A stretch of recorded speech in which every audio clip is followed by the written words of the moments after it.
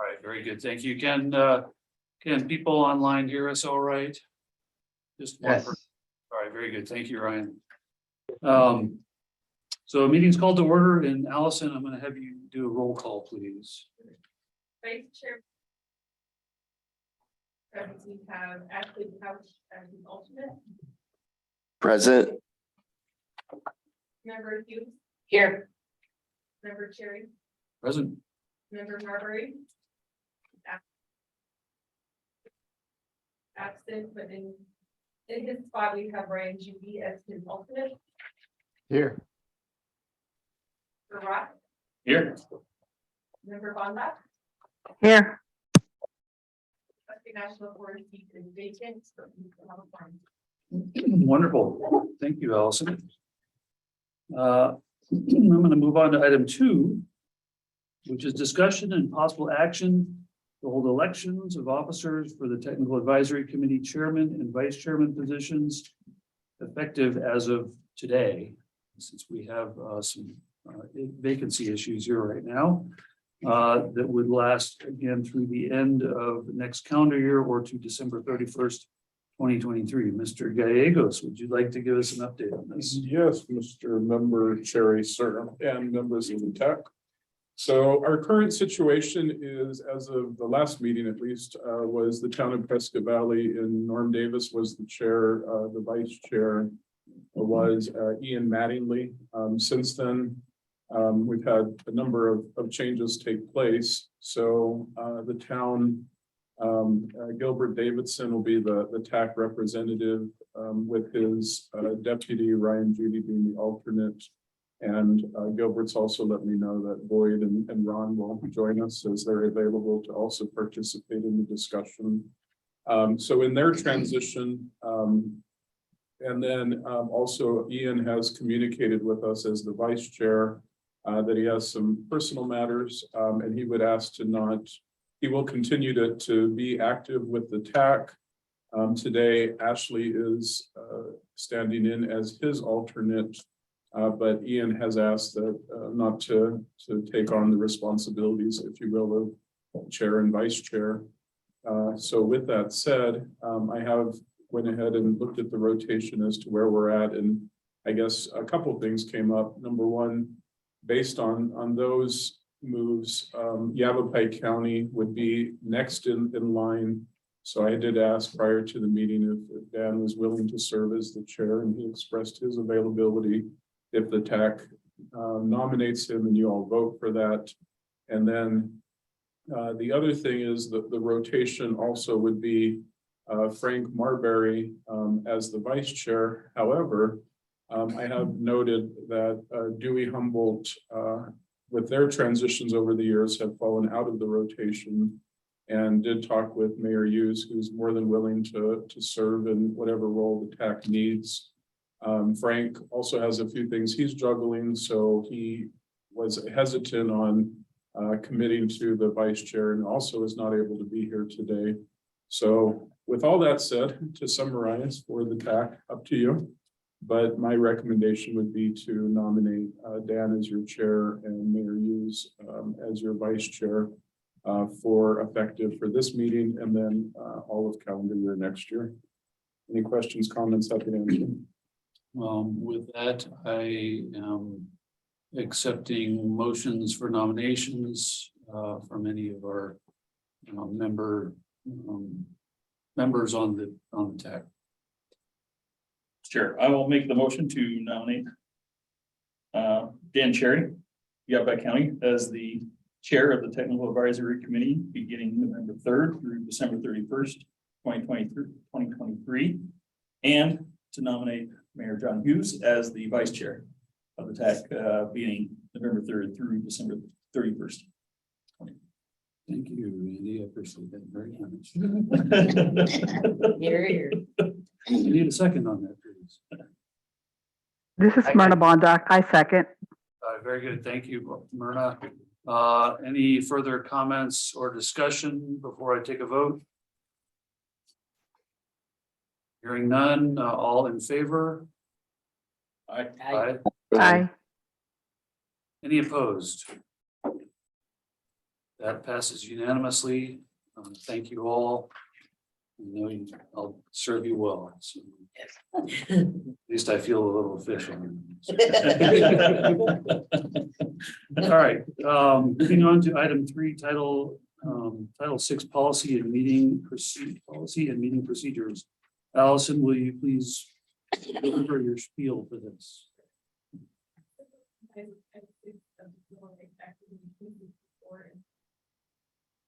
Regulations and all programs members of the public. Self-identification survey by accessing the public. All right, thank you very much, Allison. On to item number 4, we have a call to the public. And we have members of the public present today. Thank you for joining us. We appreciate that. And I see there's also some online as attendees. So with that, I will first open it up for anybody present in person who would like to speak, call the public. We will give you 3 minutes if you search. My name is Rich Kaplan. I guess I would just ask for clarification. Because we're coming to these meetings and also come to the executive board meetings. And I guess I'd like clarification on what the rules of the game are. Public comment. You may recall that I tried to comment on 2 agenda items at the last meeting. And the chairman of the executive board was not too happy about that. And he did invite me to speak at the end of the meeting, which I appreciated, but I think that all of your public comment notices, they're a little ambiguous because for this meeting, the executive board meetings, they say public is free to stand up and speak and make a comment, but it's directed to items that are not on the agenda. So I'd like to know what the rules of the game are going forward so that members of the public can comment on items that are on the agenda.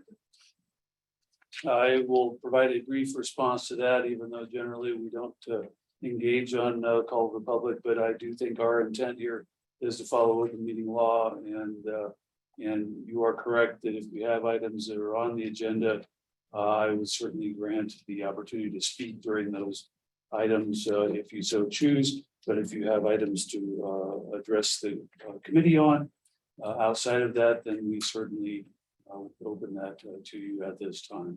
I appreciate that. That's the way I've read it.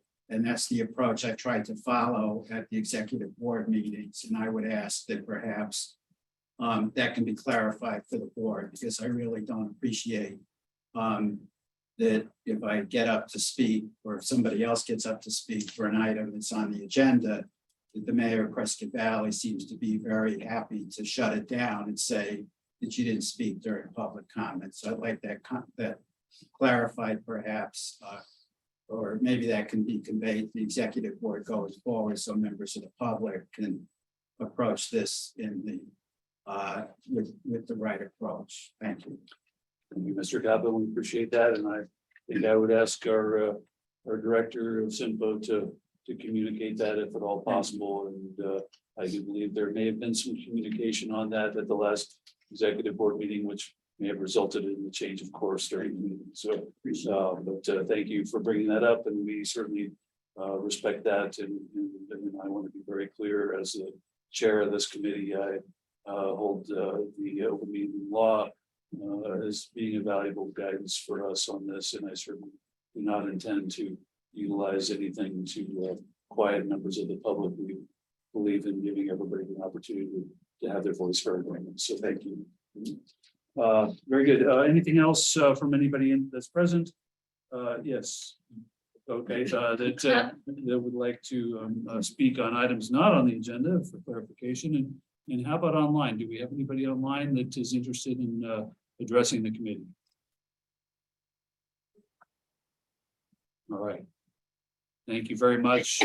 If there is a need, I think the process is to quote raise your hand virtually, and we can recognize you. So if something comes up later and you would like to address the committee, please make sure that your hand is raised. And if you really want to be sure, you can drop something in the chat box to make your wishes known to address the committee. So with that, I will close call to the public. And we will move on to item number 5, which is consideration and possible action to approve the September 1st, 2022 regular meeting minutes of the Technical Advisory Committee for CYMPO. Has everyone had an opportunity to review the minutes from that meeting? And if you have comments or changes or suggestions, please make them known. Otherwise, I am entertaining a motion for approval of those minutes. I so move to approve the minutes for September 1st, 2022. Regular meeting. Second. Very good. I have a motion from Mayor Hughes and a second from Member Roth. Any further comment or discussion? Hearing none, all in favor of approval of the minutes? Aye. Aye. Any opposed? The motion passes unanimously. Thank you, everyone. Number 6, CYMPO Executive Director's Update. Mr. Gallegos. Mr. Chairman, members of the TAC. Just I like the offer- sound of that.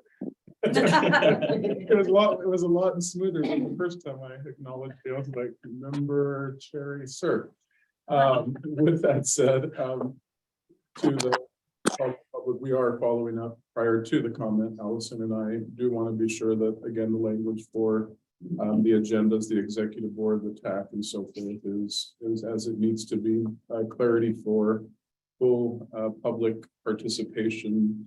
And especially as it relates to the open meeting law. So just a heads up that we are working on that, and thanks for the comments today. Just a couple commercials. I have the opportunity tomorrow to be on Facebook Live with the city manager of Prescott, Michael Lamar, at 1 o'clock to talk about all the good work that you all are doing and we're doing with CYMPO and various projects. So if you get a chance, tune into that. Next Friday, I believe I'm on KYCA in the morning with Marianne Suttles, again, talking about CYMPO and projects, answering questions and so forth. So just a couple plugs there. With that said, actually, that's all that I have for. We have a long agenda today, so I wanted to be brief. Happy to answer questions or comments. Any questions or comments? Mr. Gallegos. So took the wind out of your sail. We'll come back to you. All right, moving on to item 7, review, discussion, and possible action to appoint a technical advisory committee liaison to the Ecosystem Connectivity Mitigation Advisory Committee, aka the EMAC. Position effective January 1st, 2023. And before I hand off to Mr. Gallegos, I would like to point out that I've been serving as this liaison for probably last year and a half or more. It's, you attend the EMAC meetings, which are generally quarterly, but there has been interest by the EMAC members of increasing the frequency of those meetings. So they will work towards setting a schedule. At this point, I think it's every other month is what they're intending on aiming towards, which is, following a similar arc of what our intended frequency of meeting here is in this committee. Really the intent of it is to listen, engage members of the EMAC, and ultimately bring items of importance back to the Technical Advisory Committee so that this organization is aware of what feelings and direction and suggestions are coming from that committee. Mr. Gallegos, would you like to add anything to that? Mr. Chair, that was a pretty good lead-in. Let's see, what would I like to add to that? Just as a reminder to the TAC, I'll make a recommendation here in a moment from the staff standpoint, but it'll be up to you to decide how you want to proceed forward. The EMAC, just as a reminder to the TAC, again, serves as a subcommittee to the technical committee, serves under you, if you will, in the organization of the executive board, the TAC, and the EMAC. So that's important. To be fair to the EMAC, an incredibly passionate group for the mission, which I absolutely value. So part of the conversations that I've had with them over the last year again, is to ensure that we're doing the best we can. Number one, to involve them in our overall planning process. Number two, that they have a voice sooner than later. You know, I think coming back to CYMPO, there was definitely a frustration that, you know, their voices was after the fact and they felt really excluded and limited. So we're really working hard to address that. And then the last point would be, again, as Dan has been the liaison to the EMAC, definitely has provided a real technical advisory role during the meetings themselves, which was lacking. And I do think that role needs to continue. With all that said, again, we started this meeting with a lot of transition. Even today, there's a number of absences. And again, new members, if you will. So from a staff standpoint, I did reach out to Frank Marbury and asked if he would be willing, even though he wasn't necessarily wanting to serve as the vice chair or chair, if you will. And he is open to a nomination if you so choose to be that EMAC liaison. Dan would have one more meeting and then we would transition if it is Frank as the EMAC liaison. So with that said, happy to answer questions or comments. Thank you, Mr. Gallegos. I appreciate that. I'm going to make a motion for nominating Frank Marbury of the town of Chino Valley to be the liaison to the EMAC starting January 2023. And I'm looking for a second, please. Second that. So we have a motion and a second. Is there any discussion or questions or comments from anybody online or within the room? I'm taking public comment if people are so inclined. Hearing none, I will put it to a vote. All in favor of that? Aye. Aye. I, Opposed? Myrna, did you get your eye in? I yes, saw it. sir. I. Can you hear me? Aye, it's very quiet, so, but I'm gonna assume that was an aye from Myrna, so. Thank you all. I think that passes unanimously. Being on, I will, unless there's further discussion on that, which I don't believe there is, let's move on to item number 8. Discussion and possible action to approve the 2023 TAC meeting schedule. Mr. Davis. Mr. Chair, members of the TAC, historically, what CYMPO has attempted to do is to propose a schedule for you all for your consideration pretty much for almost 12 months of the year, meeting on a monthly basis. When I've looked back, I asked Allison to help me look back here at the last few years. Even though we've booked those monthly meetings, I would say in reality, on an average year, meetings actually end up about 6 to 8 meetings a year. Again, we do make a staff decision to cancel, if you will, for efficiency purposes, realizing that everybody's schedule is busy. And if we're able to move some items around for efficiency purposes, we end up doing that. So with that in mind, again, really working hard from a staff level standpoint to respect everyone's schedule. And what I've asked staff to do is, you know, when do we truly need the TAC as it relates to proposed projects, work program, TIP amendments, et cetera, et cetera.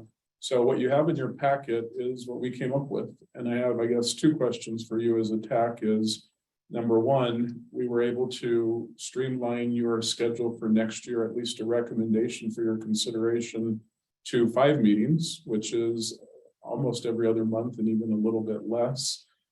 That's number one. And we do believe that we can achieve everything we need to with you within these 5 meetings for next year. And then option B, which you do not have in your packet, there will be times where we do need additional time with you. And an example would be a working group meeting that you would typically have. And I'll give you one example. We're going to be talking about doing an active transportation plan. So again, you will be in that role of reviewing the scope, scoring it, and having a meeting.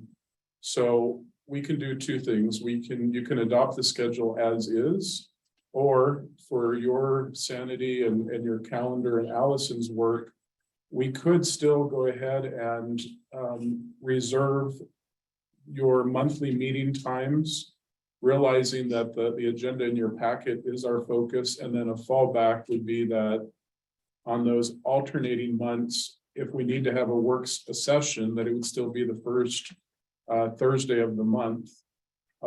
Again, if that doesn't happen, Allison would still reach out to you and do the doodle poll and find out when you're available. It doesn't have to be the first Thursday. So there's really two options of approaching it. I'm open to either. Questions or comments, Chair and Ted? Thank you, Mr. Gallegos. Mr. Robertson. Yes, just my recommendation would be similar to what Vinnie said there at the end, go ahead and adopt the 5 days. Then have the ability to call a special meeting, I guess, in any of the open months. Or anything that comes up that can't wait until the next upcoming meeting.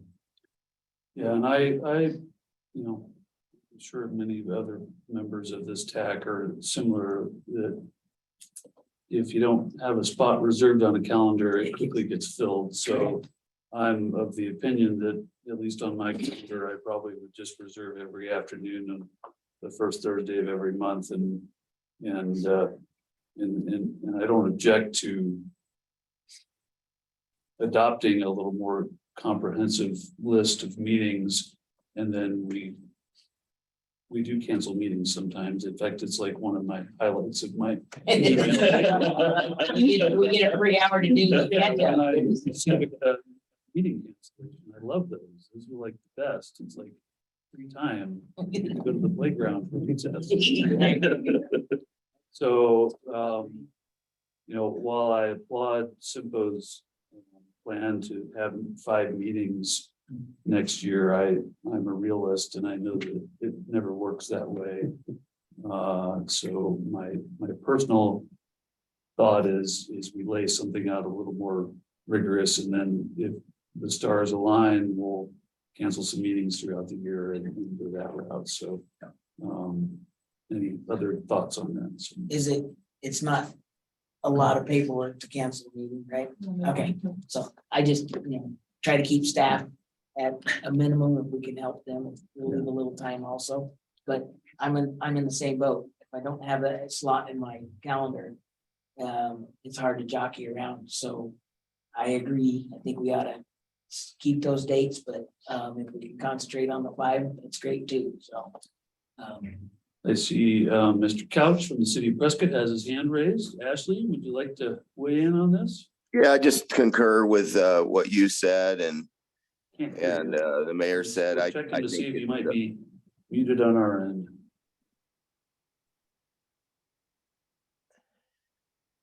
can you hear me now? Bear with us. I can hear him online. Things look to be good on our end, Ashley. Hear me now? Am I saying something again? Can you hear me now? All right, so one moment, I think we have a speaker issue. Since Myrna can hear him. I appreciate that feedback, Myrna. One moment, please. Can you hear me? I can hear you, Myrna. Yes, we can hear you now, Ashley. Thank you. Okay. Oh, unmuted. Yay. Okay. I just concur with what the chair just said and the mayor just said. It's much easier, those of us who have busy schedules, to block it out on the calendar.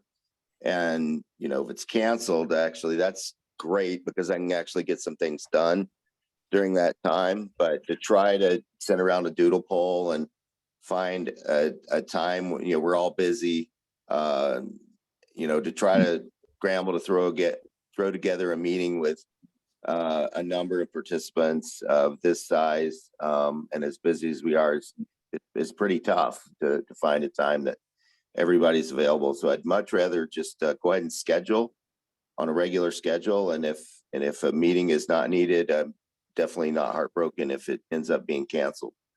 It just because it's not, needed, it's fine to do that. So I concur with the what was just said by the chair and the mayor. Thank you, Ashley. I appreciate that very much. Any further comments? Something with the text. Oh, well, let me go first. Sure. You wanted this. I do. All right, so I was gonna point out that the chair already has a conflict with June 1st.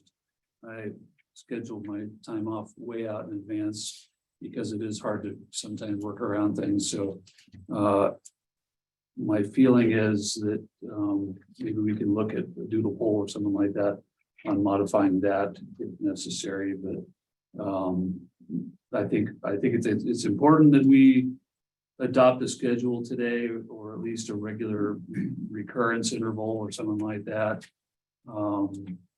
My gut says I'll probably make a motion to just schedule out the afternoon of every first Thursday of the month. And Allison, I'm kind of hoping that you would be willing to send out an invite to reserve it. I think in the past, we've often had to go in and like reserve some slots in our own calendars, and that has resulted in me having to scramble sometimes if I forget to do that for the first couple months of the year. So that would be of help, I think, for all of us, just to get it on our calendars. So Vinny, would you like to weigh in? I would like to applaud CYMPO for trying to, Well, and it, keep us on track and keep it minimized, but honestly, it's if we have to do something, last minute, sometimes it's, as Allison certainly knows, it becomes difficult. So. All right, sorry. Yes, Mr. Gaddis. It's understandable.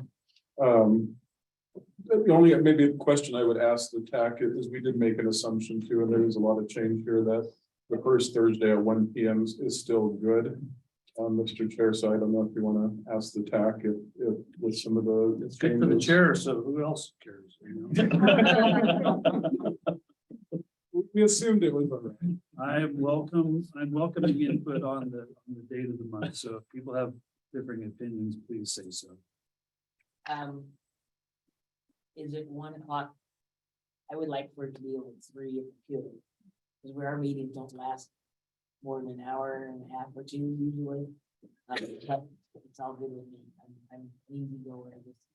If there was some else wanted to move it a little bit. But it's all about everybody's. And I believe the only conflict with later Boyd and Ryan, I think town council has meetings, is that correct? Prescott Valley has meetings on Thursdays. Well, that's Yes, we have a work study the first Thursday of every month that starts at 3 o'clock. So as long as we were done by 3, it'd be okay. one's good. Sad trombone sound. No, it's not.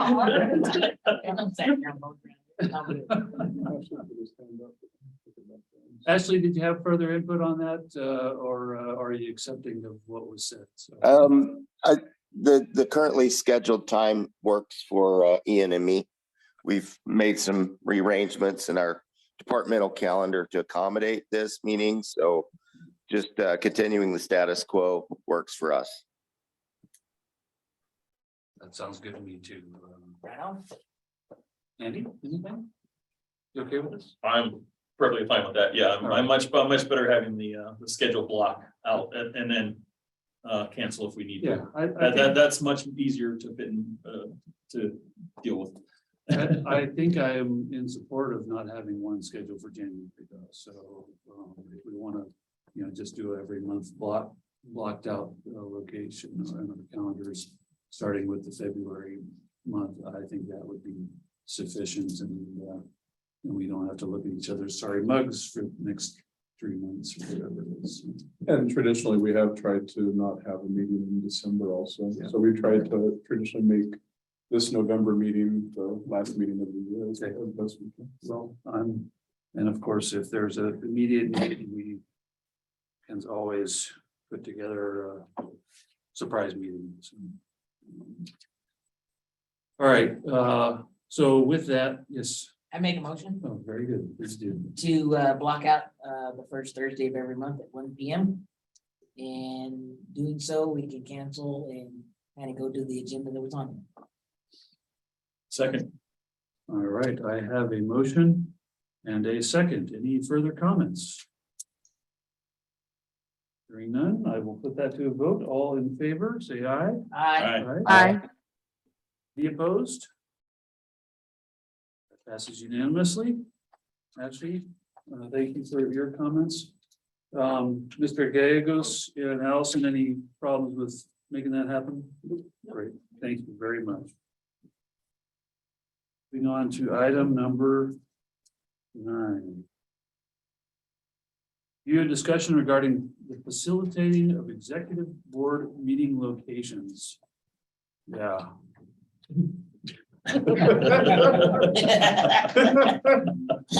I'd like to point out that all of our tech meetings are going to be held in this room, which I like.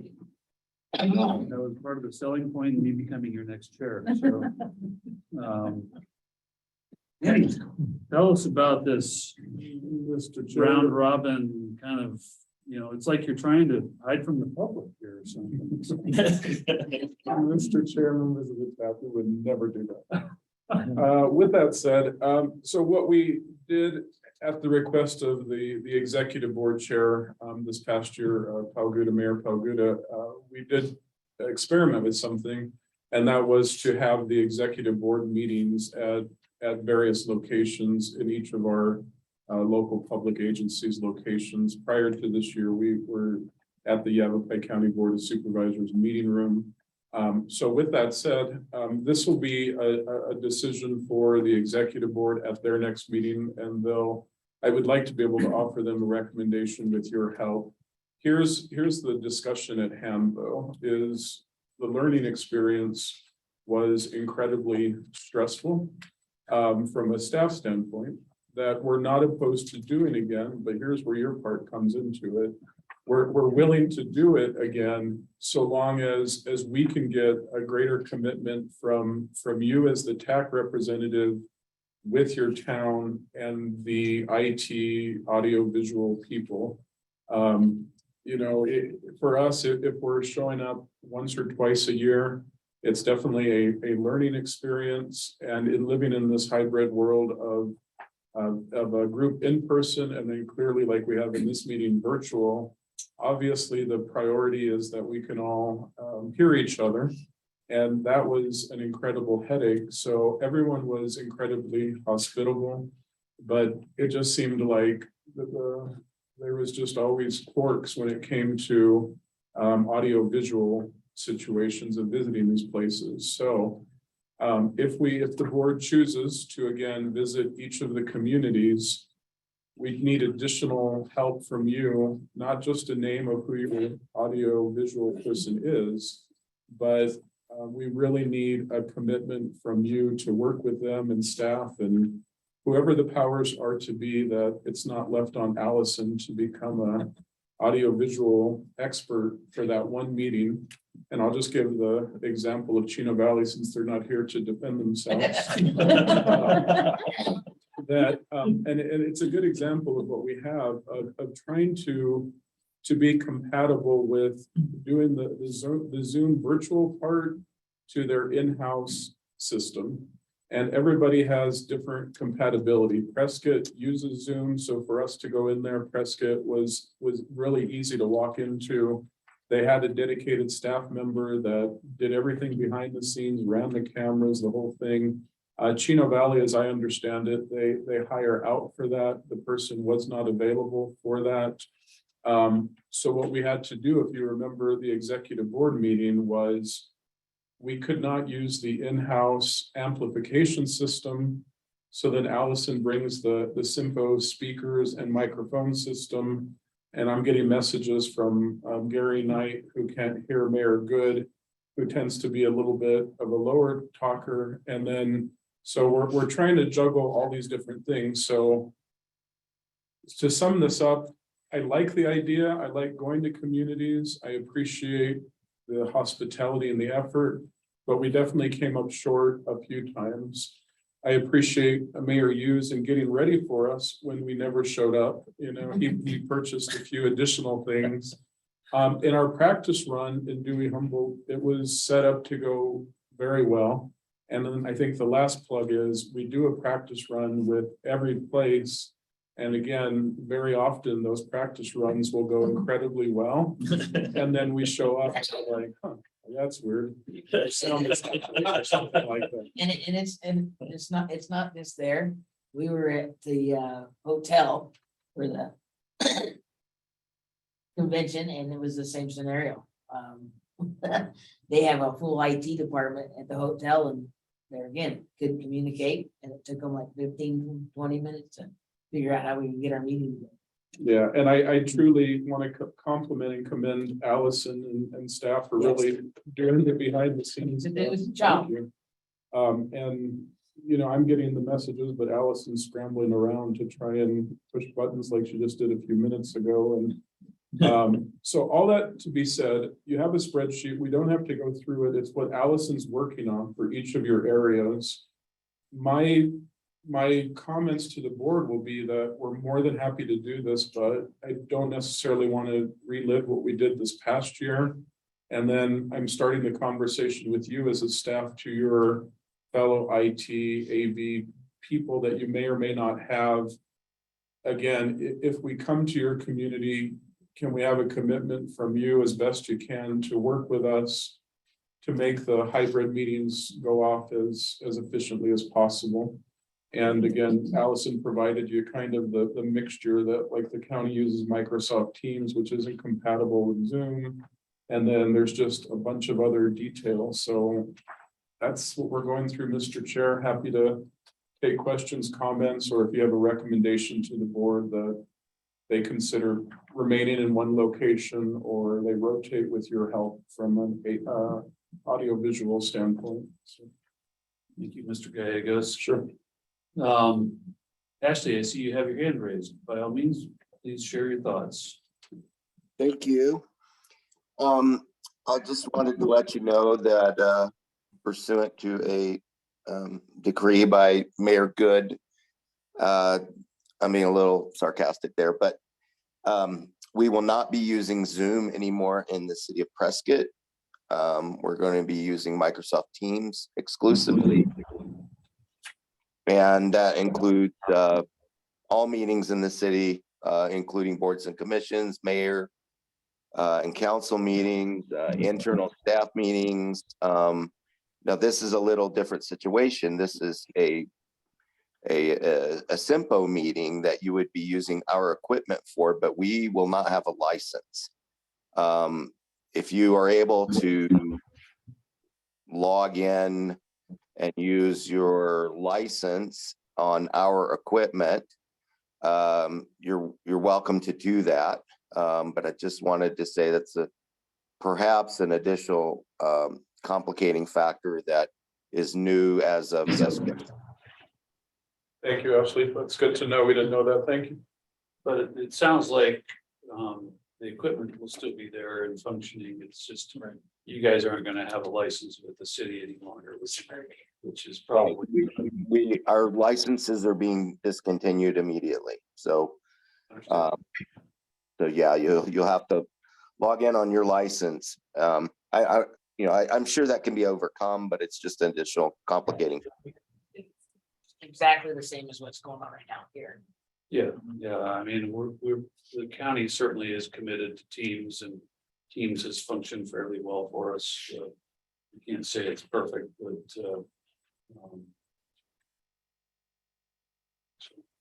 And if I can, Mr. Chair, just one thing I did forget, but one thing I did ask Allison that if we can make sure it's a priority that we always use microphones, and I think that's a real problem for people in the room and just again being able to hear. So we're trying to figure out the compatibility of these different services, but we do need to make it a priority that we can always use the microphones wherever we're at, the in-house microphones. That's critical. I concur. Is it the intent of CYMPO to recommend to the executive board that they would have 5 meetings in 2023? Yes, that's, Mr. Chair, members of the TAC, that's my intent to offer them the same thing that we offered today. Again, respective of the same conversation, that we're more than happy to book additional meetings to have it on their calendar, but again, to emphasize to you as a TAC and to the board that we're just incredibly mindful of schedules and efficiency, and we do have a 5-month proposal for them also. So that would be our intent. With that said, ironically, we do have 5 jurisdictions represented in CYMPO. So if that were to be the case, we would visit each area one time, versus this year, we did have each area scheduled twice. And then again, we canceled Dewey Humboldt as an example. We never showed up once. Prescott Valley, we were there twice, and so forth. So.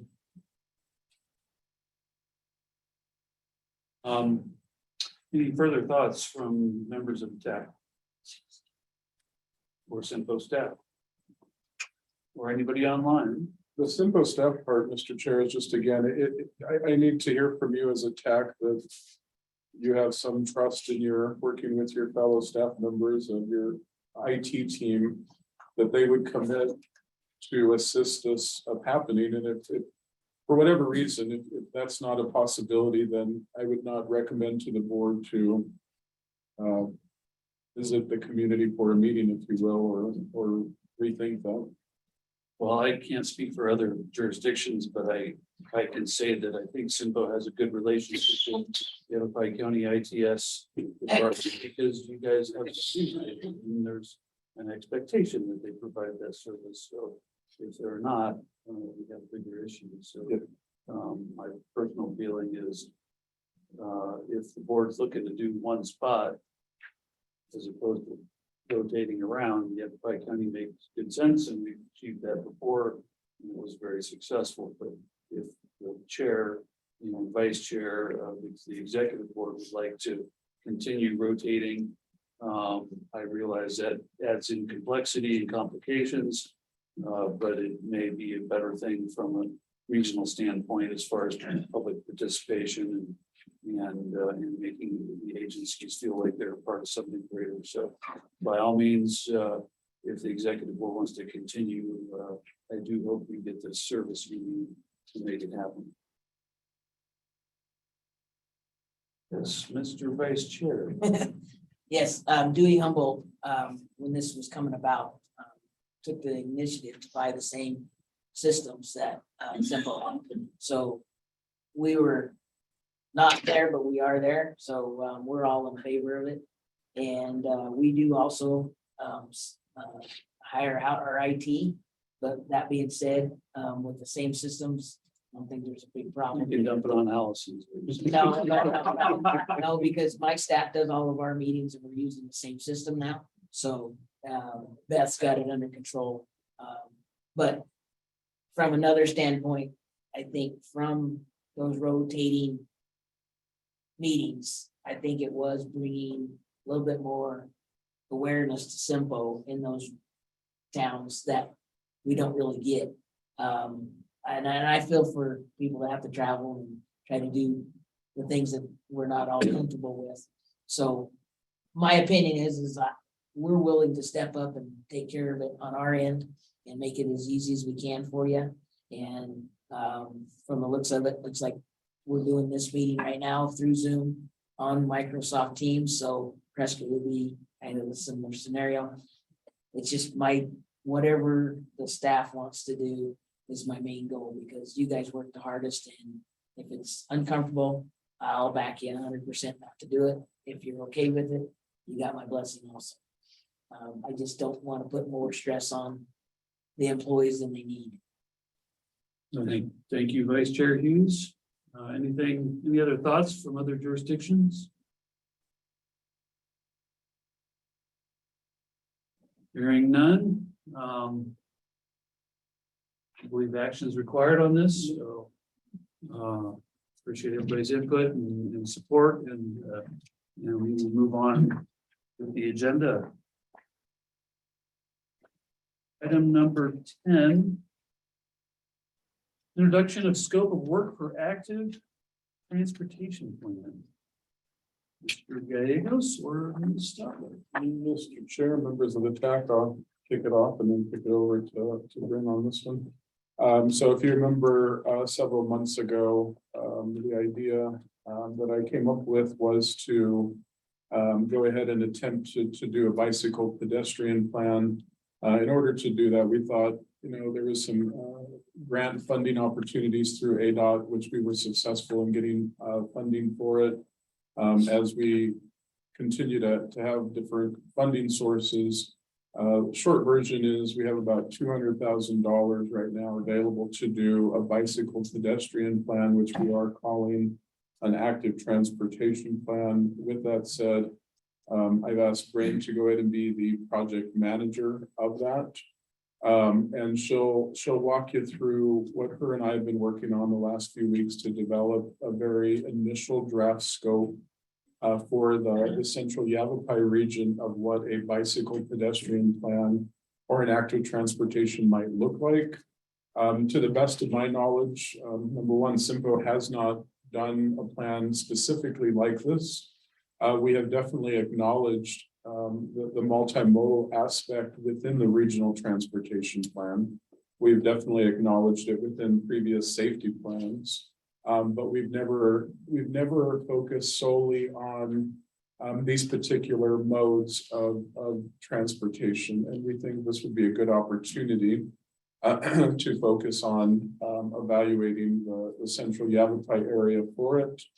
And also the other thing is, again, there are some real opportunities now to find funding for it. But in order to do that, a plan would be of importance and value. So with that said, Bryn will walk you through the scope. We're looking to open the discussion today. The intent is that staff would bring you a final scope and an RFP if we go that process to your first meeting in February. So we have the next 3 months to develop this, but we wanted to start the conversation with you today. So with that said, I want to ask Bryn to jump in the conversation and walk you through some scope points. Bryn? Mr. Chair, members of the TAC, thank you, Vinny. Bryn Stotler, planner with CYMPO. First of all, what is an active transportation plan? Some of us, including myself, prior to returning to CYMPO, hadn't had a familiar engagement with an active transportation plan, at least in our region.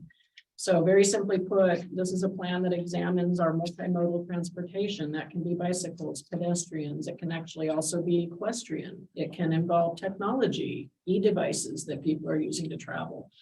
But it is a plan that examines that local network and utilizes the network of enhanced multimodal options to not only enhance transportation options in the region, but also opportunities for increased health and well-being.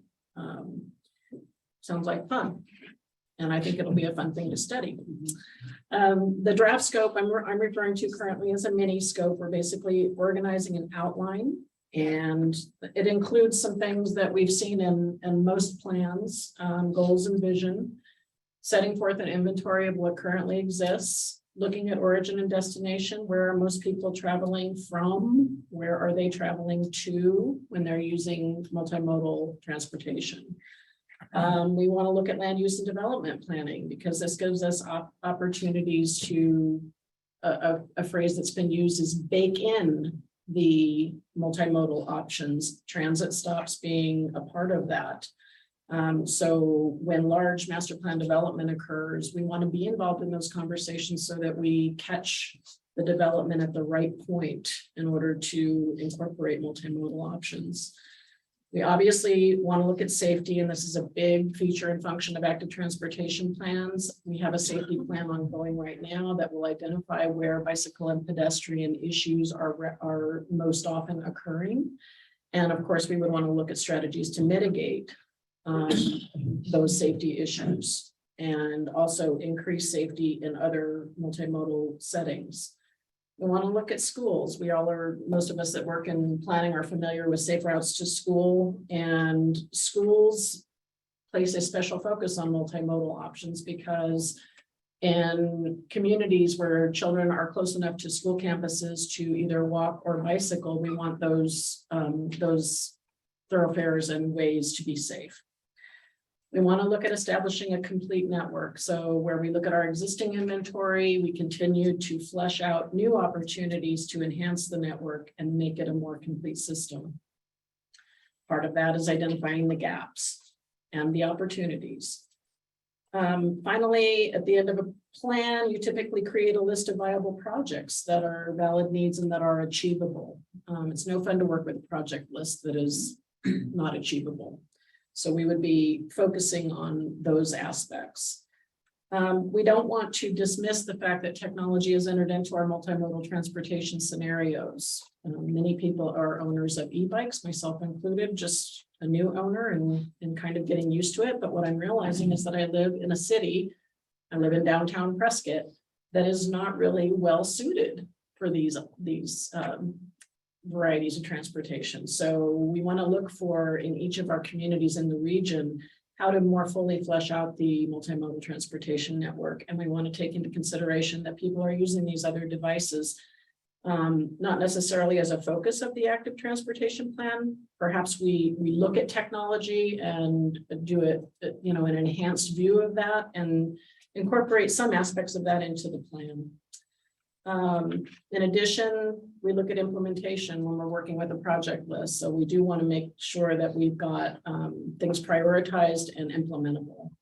And then a really great thing would be to have some design concepts that are ripe to be shovel to ground. So as a part of establishing that inventory and looking for options to flesh out the more fully flesh out the complete network, we use design concepts as a launch pad and to make things happen as a result of the plan, to not just have the plan take up space on a shelf.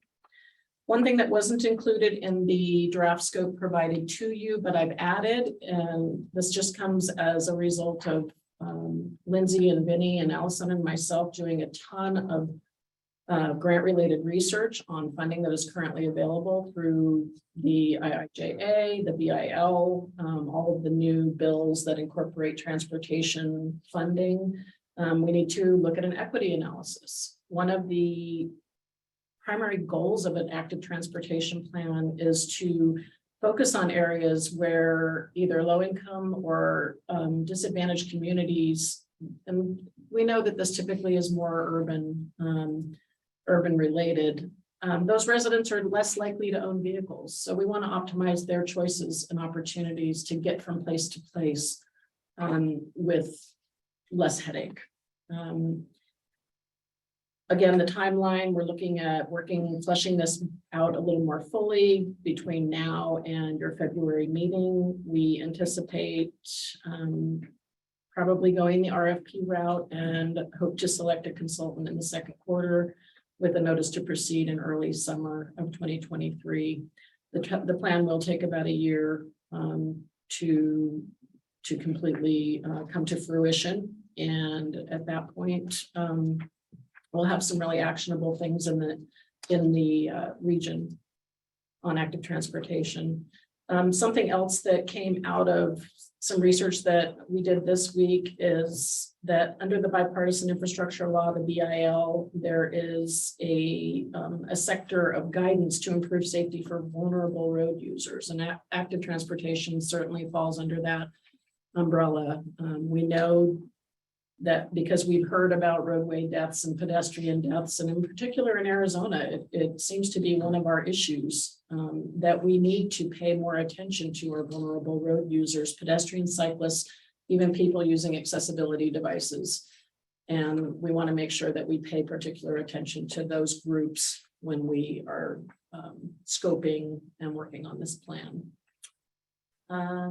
With that, I think I'm available to answer any questions you might have. We are looking for the input from the TAC in completing this scope, and we're interested in your thoughts as we move forward. Mr. Chair, if I could just round off with one comment before we turn into questions and comments. A key part to that equity part, I've had some brief discussion, but I know that there's a knee-jerk reaction with the executive board on that particular topic. And I guess where I would like to try and help facilitate starting with the TAC today is the equity, as I understand it, is also reflective of communities that have not necessarily been prioritized with transportation projects. In CYMPO's case, I would be very specific to say a Dewey Humboldt and even in some aspects the town of Chino Valley, where it's been gravitated to, again, much more of the specific urbanized area. So with that said, kind of starting the conversation today, if we can help to demystify what it means to be socially equitable or just even equitable. Again, this project will take into account that we do understand the differences between a city of Prescott and a Dewey Humboldt. And with that said, we want to be innovative and creative if there are in fact projects that are achievable in this plan. We're not looking to make in this plan Dewey Humboldt Prescott and have, if you will, sidewalks, bike paths. We recognize, John, and other communities, you know, what your character is, what your situations are, limitations. But we want to offer a plan that gives something to everybody that's involved in CYMPO in this. So I just want to be clear of taking that inventory of what you have and what are opportunities for the next thing, whatever that may be. Again, using Dewey Humboldt as an example. Is it equestrian? Is it a trail? Is it something that takes you to the next step, whatever your community has prioritized? So I want to be clear about that.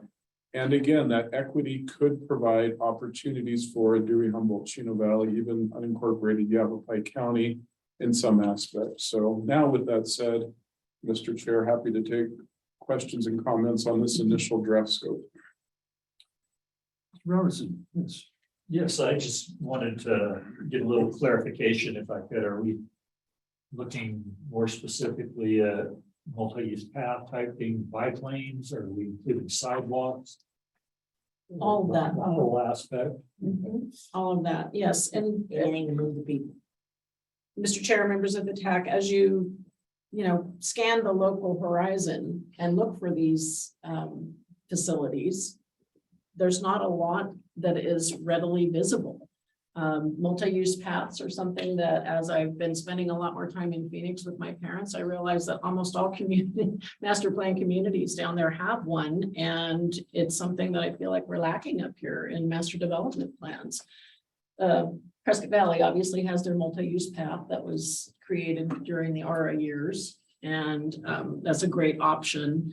We have several. Yeah, well, I'd love to sit with you and learn about the others, because obviously they haven't been on my radar.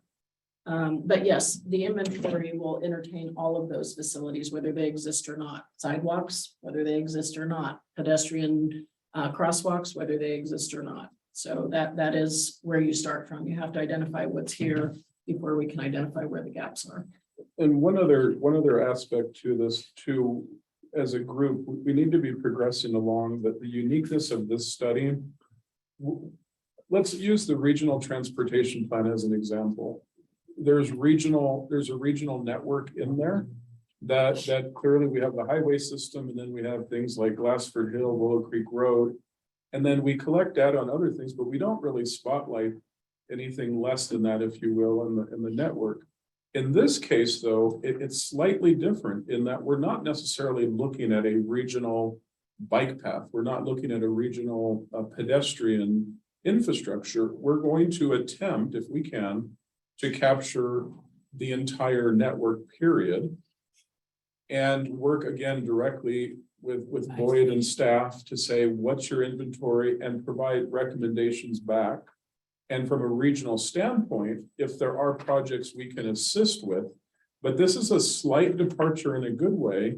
Like when Bryn talks about the schools, someone could easily make an argument, well, the schools in PUSD or Humboldt are not necessarily regional for our purposes. They're much more of a local thing, but we're able to do that under this particular study. So I also want to offer that opportunity here that we remain regional, but we can get into some specific local inventory and projects. Thank you both. I appreciate the description and the scope here. I would make a suggestion that, I know we have as item number 2 on the scope inventory is to establish an inventory, but I think it also needs to include something about existing programs or prior studies that have been done within each of our communities. I know the county has done limited work on this, and the county has been hesitant to develop a formal multimodal plan, if you will, because of the sheer size of our county. Would be very difficult for us to do things that are, going to be spread equitably throughout our 8,000 square miles. So we have, developed policies internal where we are encouraging wider shoulders. We retrofit existing, regionally significant roads with widened shoulders that provide a multitude of benefits, one of which is multimodal usage. But their county's been working on this comprehensive plan as of late. There was a fair push to try to implement much more multimodal mindset into that. And I can say, not that I'm against these things, but I can say that we cautioned our board about that because it's a very slippery slope. And our funding is a finite resource. And if we start building, 10-foot wide paths within our right of way, you're confining what you can do in the future. You're using the money in a different way. I'm not saying it's necessarily a bad thing, but if our roads start to deteriorate because we're pouring money into multimodal paths, are we doing the public a disservice in that regard as well? And we may be and we may not be. So it's something to, think more holistically about it. If there's funding sources to bring in on this, you all know that I'm a big fan of that. If we can find some regional partnerships, that's great. But clearly we need a study and plan to start with so that we can effectively see a starting point and start to fill in some gaps. I think the county has a very kind of broad policy on regards to our share the road program. We have certain roads that have been identified as share the road. So we have to have a road adopted by the board of supervisors to get on that list, where then we add signage for it. We don't go out and put striping or markings or symbols or something like that on our shoulders. We just periodically put our share of road signage out there. And that was a level that our board of supervisors was comfortable accepting that commitment back when they developed that program. So I don't think I had, my other thought is, terrain is certainly a challenge around here. It's fun to compare us to these master plan communities of the valley, but e-bikes around here are a savior for a lot of people because they can go up and down hills now, whereas it used to be pretty much their only choice was to get out and push. And I like that about it. So it's opening up not only capabilities for our constituency as they age, but also routes become more available and whatnot. So the e-bikes are certainly a neat thing, and someday I hope to have one too because it looks like a hell of a lot of fun. But My husband calls it a hoot of a scoot. please wear your safety. Oh, that's a Please wear your safety gear is all I can say. Yeah, always. Go get ripping fast on these things. Yeah. Any other comments or feedback on that? Ashley, I see you have your hand up. Please enlighten us. Yes, thank you. Hang on, our audio's off again. It's a county problem. You gotta put another quarter in it. 30 more minutes. All right, Ashley, can you say something? See if we can hear you? Can you hear me now? Yes, sir, we can. Go ahead. All right. First of all, I just want to say that I think this is a great idea. Really glad to see that that CYMPO is taking this on. I am a huge proponent of multimodal transportation. I think Just so many reasons that this is good for society. I don't need to enumerate them because you already understand that. So I think this is fantastic. Within Prescott, we're a bronze level bicycle friendly community. I've asked our transportation manager, Ian Mattingly, to look at what it would take to get us to a silver or even a gold level. And then start kind of planning towards it and budgeting some funds towards that. I think it's also good for our local economy. I think a lot of people, tourism, you got folks coming up, particularly in the summer months, come up from the valley and enjoy the nicer climate up here in the summer. And a lot of them are outdoor recreation enthusiasts, and many of them, are in this multimodal transportation community. They come up here to use these nice facilities that we have up here, the beautiful scenery, and what infrastructure that we already have in place. But I think there's a long way to go. Prescott, in particularly, is an older city, and it developed before they really even. Well, back in 1864, when we were founded, I don't think bikes even existed yet. So, so anyway, there's certainly some challenges in an older city overcoming, development that has already gone forward long before this was a priority. But I think that it's good that we're looking at it. I think regional connectivity is certainly important. And I think that the scope of work that was just showed on the screen, I think is a fantastic start. I think it covers all the high points. I do have one question, however, and that is this going to include trails and connectivity to our fairly extensive trail network that already exists? And we've got various organizations like PEMBA and others that are always looking to expand our trail network. And again, I think that's a big tourism driver here. It's good for our local economy. But I'm going to suggest that we do look at that as part of the scope of work. But I wanted to hear from CYMPO staff as to and the rest of the members of the TAC about what are your thoughts about including trails as part of the scope of work specifically, and maybe it's already in there. Thank you, Ashley. I believe it is. In fact, the first paragraph of the draft makes mention of both trail and equestrian on there too. So I think that it's key that be wrapped in, and we all recognize the importance of the city's whiskey off-road that they do every spring, and that has been a huge success for the city, and certainly has kind of set the tone for what people come here to Prescott for in a lot of cases with regards to our mountain biking as well. So I think that's key, and certainly provides connectivity from one area within CYMPO region to other is through the trails network. Ryan, I see you have your hand up, so would you like to share with us your thoughts? Yeah, I would just like to second Ashley's comments. I think we can fully get behind this process. This is actually an item in Prescott Valley strategic plan, where we specifically identified that over the next 5 years, we want to, expand our sidewalks, walking and biking paths and trails by 20%. So doing our own inventory in Prescott Valley, how we connect others in the community, we think is a fabulous thing. Great, thank you, sir.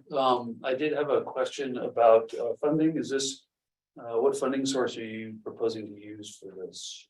So, Mr. Chair, members of the TAC, let me answer that, and then I do want to make one comment back to Ashley's comment to add to the conversation. With regards to funding right now, we're using a combination, as we do with all things, and looking at Allison. So one is an ADOT grant that we applied for, a multimodal grant. We're using that pot of funding. We're using some STBG funds. And then we are also using some urbanized public transit funds to make up the $200,000. Is that fair, Allison? So, at the risk of, using some bad words, have you considered the eligibility of the carbon reduction funding for this? Which is a perfect segue. It's almost like we're reading our minds now at this point. So, to Ashley's point, the question, and I appreciate Dan's response. So the discussion Bryn and I are going to be having with you starting today moving forward is clearly we do have a pretty decent scope here that covers a few areas. To Ashley's point though, and this is what we need to gauge from you as a TAC. Do we want to keep it, if you will, this longer list of areas, and we're going to get a little bit from each of these, or out of this list, is there, and I'll give you one example, do we want a little bit more about trails in this? Right now, we're going to get kind of a, for the money that we have, identify some trail opportunities. But if we wanted to do more, now this is where Dan's question ties into it. Again, and we're all in the same business of developing a scope of work, an RFP or RFQ. And the greatest question looking in the crystal ball is, what does $200,000 get us? Okay. So, I'm confident that I can get information on this list at a reasonable level on each of these areas. But if we get into schools, there is a number of schools throughout the district. Well, that could bog us down in scope and cost. Does that take away from work we could do on trails? Do we want to do more on trails? All this to say that staff can come and work on the numbers, and we could increase the dollar amount using something like the carbon reduction program, which we have 185,000 of that. None of that money is in this. It could absolutely go into it. We could increase the budget of this study, and you could do a more extensive fill in the blank, whether it's trails or some other aspect to this. And again, some consultants have already asked me, they said, again, great list, but would you want one of these points to set up a future study, say technology, say the complete street, something, and then you would do a follow-up study that would give you more in-depth. So there's a couple angles to this. And again, you don't have to answer it today, but be thinking about that as we visit with you. And to answer your question, yes, we could add carbon reduction to it to increase the budget. Mr. Chairman. Yes, Ms. Diller. In addition, we are working on a group of core stakeholders that address these types of multimodal transportation options. And I know that, the city of Prescott has the PB TAC group. I've been attending their meetings, going to continue doing that, but I will be sending out a solicitation basically to each of you to provide me with who your stakeholders best. And who has come to your board meetings or council meetings and spoken on these topics. So I'm very interested in learning directly from each TAC member and having jurisdictional input to who are your stakeholders when it comes to multimodal. We want those people included in the conversation. We're going to have a robust public engagement for this plan. And I think it's going to be one that the public really resonates with. So we want all of those folks who have been talking about these ways of transportation in the room. I assume we would include the Outside Trail Association on that for sure. Absolutely. Yeah, they're a wonderful organization. So, any further comments or discussion on this item? I appreciate the effort the CYMPO staff have put into this, and it sounds like it's a great idea to move this forward, and we look forward to seeing how things work going forward. All right, with that, there's no action necessary on that. Any public comment on that? Thank you. All right, item number 12. Sorry, 11. We didn't have a tab for 11. Bryn, back to you. I'll keep it Grant it quick up to you. since we ran a little long on active transportation. YRT provided me with some ridership update, but it wasn't year-to-date based, but I will say that from October of 21 to October of 22, they experienced a 32.25% year-on-year increase in ridership from 21 to 22. So I think we're seeing a good amount of increased ridership. You know, people are coming out of COVID behaviors, COVID-related behaviors, and starting to get back out there. I missed Pedro, he's out of office this week, so I don't have updated numbers on Java Line, although I would invite Ryan to jump in if he has any new numbers or updates from Java Line. But while he's thinking about that, I will continue on and just let you all know that Yavapai Apache Transit is intending, and I think I've mentioned this both at the strategic planning retreat and our last board meeting, that they are intending to expand routes to Western Yavapai County. We've done a route planning exercise and driven all of the stops that they're considering. They are in the process of connecting with businesses where they want to establish stops. So if you haven't gotten something at a business that was mentioned when we discussed this before, they are working on basically, an introduction letter and permissions. And the other thing that they're working on is they're working with their tribal legal counsel to develop the IGs that will enable these stops to happen in incorporated communities. So they will be reaching out, and I'm coordinating with them through that process. Thank you for that. I appreciate that part. Yeah, absolutely. With that, Ryan's got his hand up. So. Ryan, would you like to share some data with us? Yeah, I've seen a presentation from Pedro about a week ago that has more current data, but the things I have in writing are from about 2 weeks ago. So I can share with you the first 2 weeks were a soft opening for our transit program. First week we had 21 trips. Second week we had 58 trips. And then it expands, it doubled that in week 3. We went to 113 trips per week. Week 4 was 121. Week 5 was 144 trips. So as of the 5th week of the program, we were averaging 28.8 trips per day. So that's 457 total over the first 5 weeks. Again, I think that continues to increase each week. We've charted out what people are using the service for. The biggest category is other, so I can't tell you what that means. It's 26%. But we do have 19% using it for employment, 16% for shopping, 11% for basic needs, 11% for personal, 3% for education, 5% for medical. So it's providing a good service so far to our community. Thank you, Ryan. Appreciate the feedback and the information. Any further questions for Ms. Stotler? I just got a comment on Java Line. I've been all over Prescott Valley in the last week and a half. And every time you turn a corner, you see that van. So Nice. It's a plus. I think it's going to be a good promo success for the region.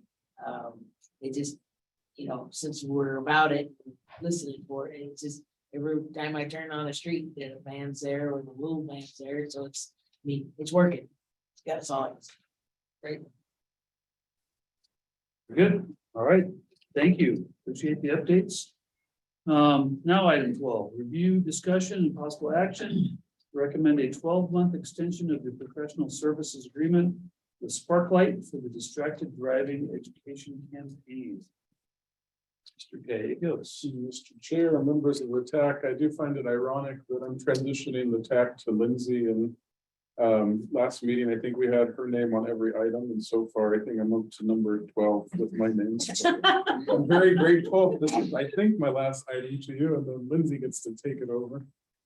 With that said, history is CYMPO has been working on a safe driving campaign for about the last 7 years now, as you're familiar with. It has focused on the education to the public of the dangers of distracted driving, impaired driving, aggressive driving. We've attempted to come up with 30-second videos throughout the year to send out through social media and also on the TV. We've been able to find a partner in Sparklight, formerly Cable One, who has worked with us really since the start. We have identified funds for this public education campaign of around $50,000 a year. Again, I believe we've done that consistently now for 7 years. This contract did run out this past July. I decided to go ahead and take a 6-month break, allowing staff transition and changes to get caught up. With that said, we're now ready to begin again. The last contract was approved for 2 years by the executive board with the tax recommendation. That contract that has expired was with the understanding that it would be for 2 years with a possible renew of 2 more years at 1-year increments, if that makes sense. So what we're now looking to do is to extend that 1-year increment with Sparklight. It's the existing contract. Nothing's changing at this point, but we will be working on 6 safe driving commercials. I have offered one of those safe driving commercials to the Prescott TAC, Prescott bicycle pedestrian TAC, that we would work with them to do a 30-second advertisement on, again, sharing the road with bicyclists and pedestrians. They're very excited to work with us. I believe we're gonna, anyway, we have a couple commercials that will be coming out with the Prescott Police Chief, the Prescott Fire Chief, and that's a bit in the queue of what's coming up. So with that said, you have the contracting closed. I would ask that you recommend this on to the executive board for their approval. Happy to answer questions or comments. I hear that Mr. Stotler has time in his new bike commercial spot. So. We'll recruit him again.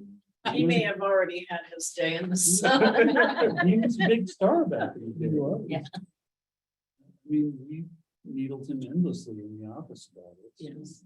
And he kept getting roped into it and went along. I think we should do it again. Good guy. Yes, we have public comment, but by all means. E-bikes keep being brought up, and we had the unfortunate incident about 2 months ago to call 911 on a person line in the middle of Sunrise Boulevard. And that happened to be an e-bike accident at dusk, and unfortunately the person was not wearing the safety gear. And we passed about a week and a half after that incident. Yeah. Yep. So Wear your PPE, It's people. very sad. and from that, I also know that response time to the backside of Sunrise is about 4 minutes from the time I hung up my call. And they came up on the wrong side of the street because there's a large island there, so they got all the appropriate information to that. It's really it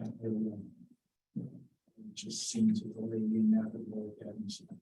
But It's very, very sad. just an issue about bike safety gear also when you're on the road. So I don't know. Any comments or questions? If not, I'm entertaining a motion.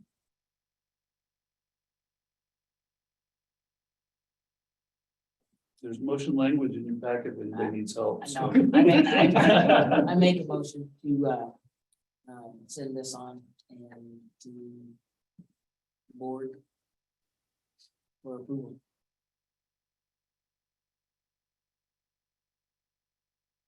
Second.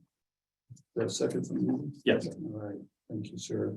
So we have a motion and a second to recommend approval to extend the professional services agreement with Sparklight, the distracted driving education campaign for an additional 12-month period.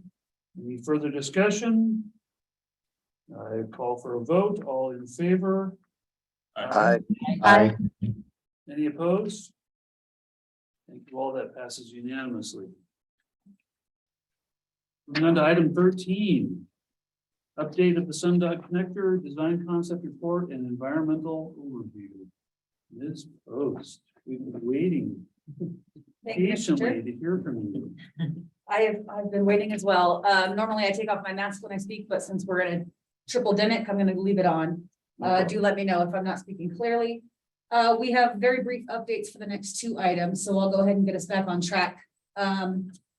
The Sundog Connector Design Concept Report, AECom, our consulting team is now moving into the alternative design phase of their work based on the work done so far with public comment, or excuse me, with public input, stakeholder input, data collection and analysis. We now have a STAC meeting, so that's the Sundog Technical Advisory Group. We have a meeting scheduled for November 9th. Thank you all for your input on getting that scheduled. That will be a virtual meeting. We'll learn about the draft design criteria, typical sections, roadway alignments, and a draft game plan for the second stakeholder meeting, which we'll get to in just a second. But I've also asked AECom team to help us to address comments from the public about what will bring about a no build option, and then what a no build option will look like. And so that is in response to a member of the public who's here with us today, who's very active and is part of our staff, in fact. So we look forward to hearing more about the no build option on November 9th from our AECom team. To that end, we do have 2 dates available for our stakeholder meeting, which is 2.5 hours. November 30th and December 2nd.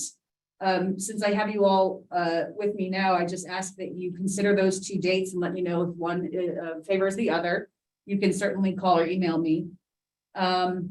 We've got rooms being scheduled now, so Allison's helping me with that. So that's my very brief update, Mr. Chair, of the Sundog Connector DCR, if anybody has questions. Thank you, Ms. Post. That was November 30th or December 2nd, correct? Correct. Yeah, my vote goes to December or November 30th. Yes. With that, any comments from the TAC first? Suggestions, feedback? All right, anything from the public? Yes, thank you very much. November 30th. Okay. All right. Anybody online want to ask questions of Ms. Post? If not, very good. Thank you for the update. We will move on to item 14, update of the SR 69 urbanized corridor master plan. Again, Ms. Post. Yeah, so very timely item on the agenda today, because I just sent over to Vamshi Yelisetti and Phyllis Davis, Phyllis Hugel, who is present with us here today, the notice to proceed along with the approved professional services agreement that was just approved by the Board of Supervisors yesterday. As you know, the Yavapai County is CYMPO's fiscal agent, and as such, it's their responsibility to approve such items. And luckily for us, that was approved at the last Board of Supervisors meeting, so notice to proceed can go forward. To that end, I also need to schedule a kickoff meeting with Vamshi, Phyllis, and our TAC, especially I would say members from Prescott Valley, probably Dewey, Humboldt, and the county, most especially. So I did get a date from Vamshi that he's not available, so we can at least work with that. He's out traveling November 16th and 17th. I guess he's gonna power through Thanksgiving. I don't, that's all him. But please do consider your month of November so that I can get that scheduled. It very easily can be a virtual meeting because it's a kickoff meeting that is a routine for us. So please let me know if you've got vacation scheduled so that I can schedule around that or schedule through it if I'm feeling mean. I hear there's a big holiday. I'm single, so I'm sad. No excuse. There is still turkey. Count your blessings.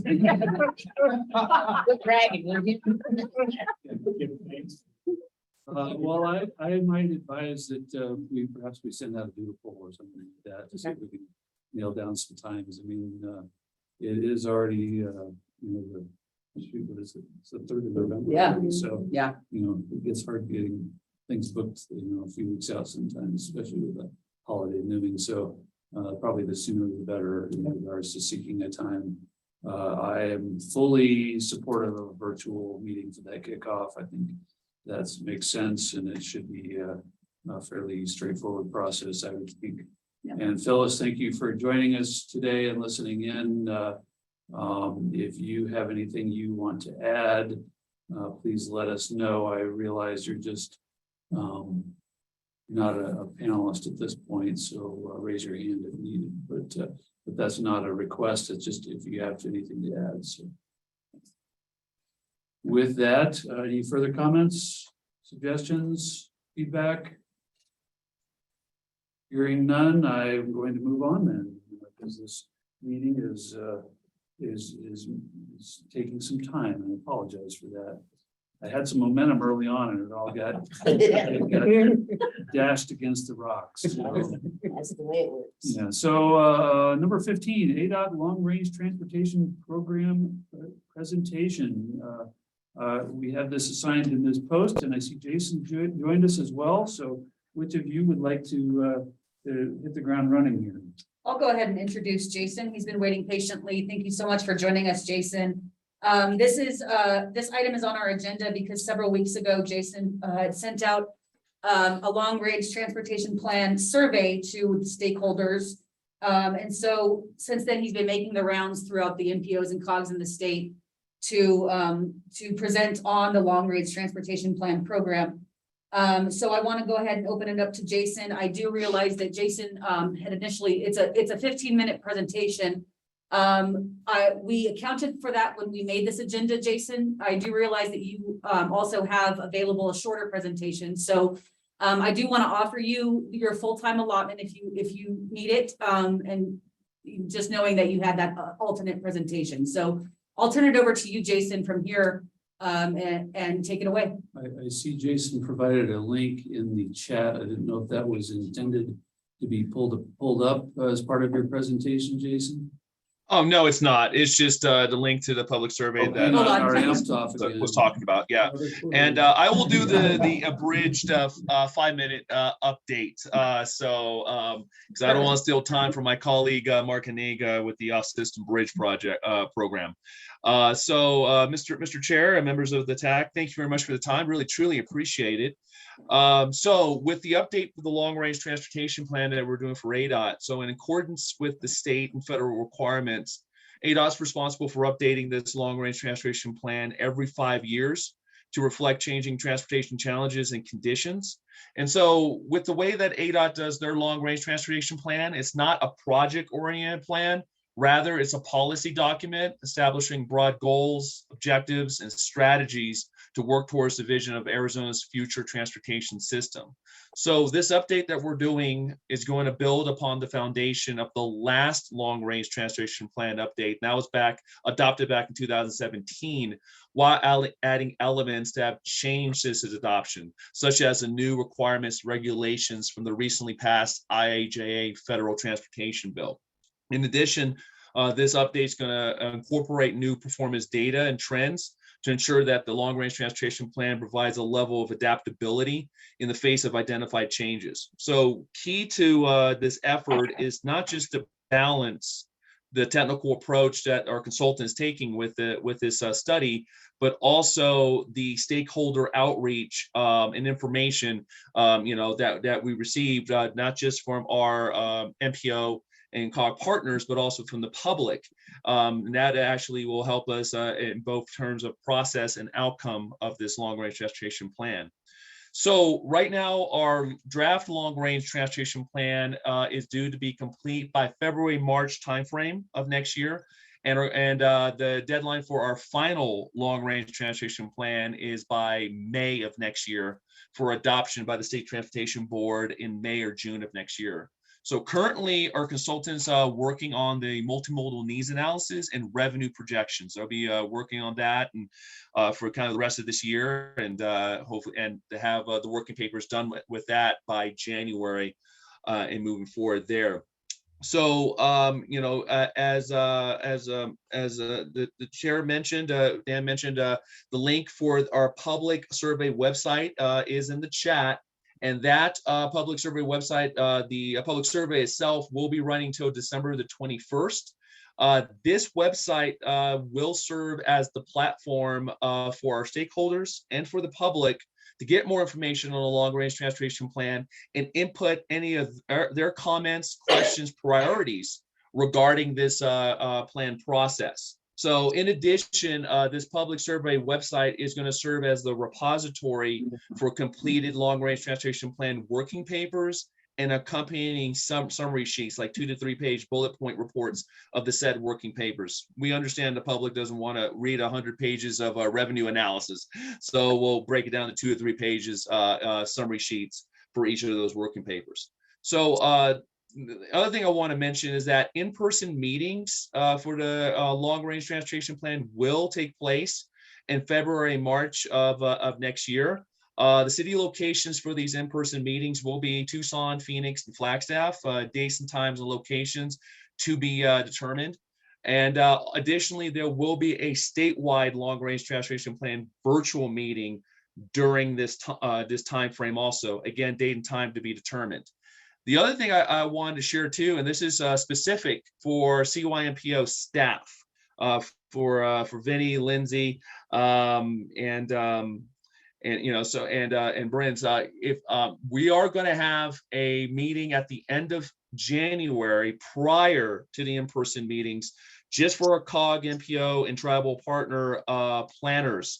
To really to talk about not just the results of the public survey, but also some of the results of the multimodal needs analysis and the revenue analysis that should be done by then, just kind of as priming the pump, as you will, before we introduce it to the public in February. So that's for our planners there. So I will send you the dates and times for that virtual meeting here in the next couple of weeks. So that's more of a heads up for our CYMPO planning department.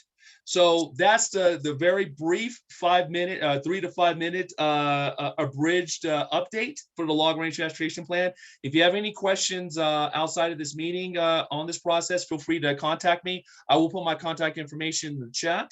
And with that said, Mr. Chair, that concludes my report, and I will take any questions or comments.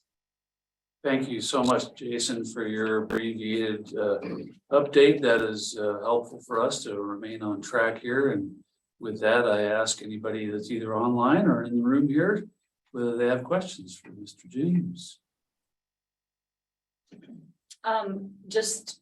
Allison, if you wouldn't mind, I see that Jason sent it directly to you and probably not to the whole online attendee group. If you'll copy that to the chat. So we'll maybe we'll you can even get that sent out to all TAC members or something like that as well as part of the request for comments. But, Jason, thanks for being here today. I apologize for the duration of time you had to wait till we got around to you, but hopefully it was at least a little bit entertaining for you to listen.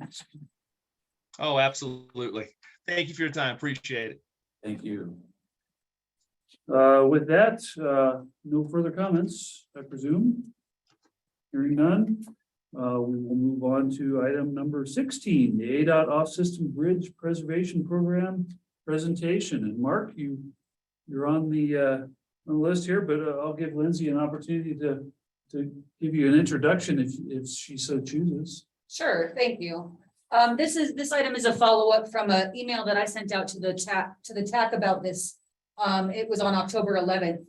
And so this is a funding opportunity that Mark or his colleague will present on.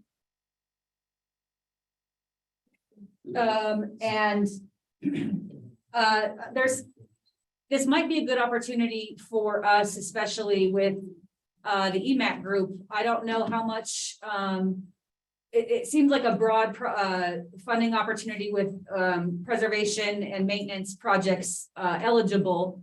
I'm also kind of wondering about things like the approach to bridges and how much of that can be eligible.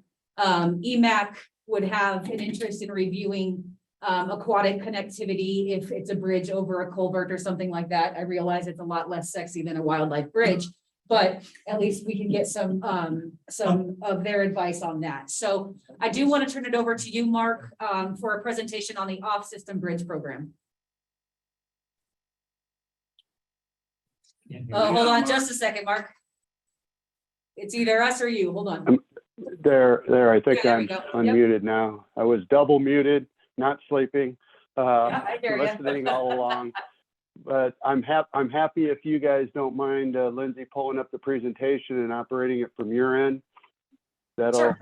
I think I sent you the presentation, and I'll try to be brief as well. And Mr. Jason James, I certainly appreciate you giving me a quick, or going through your presentation on the short version. Thank you very much, sir.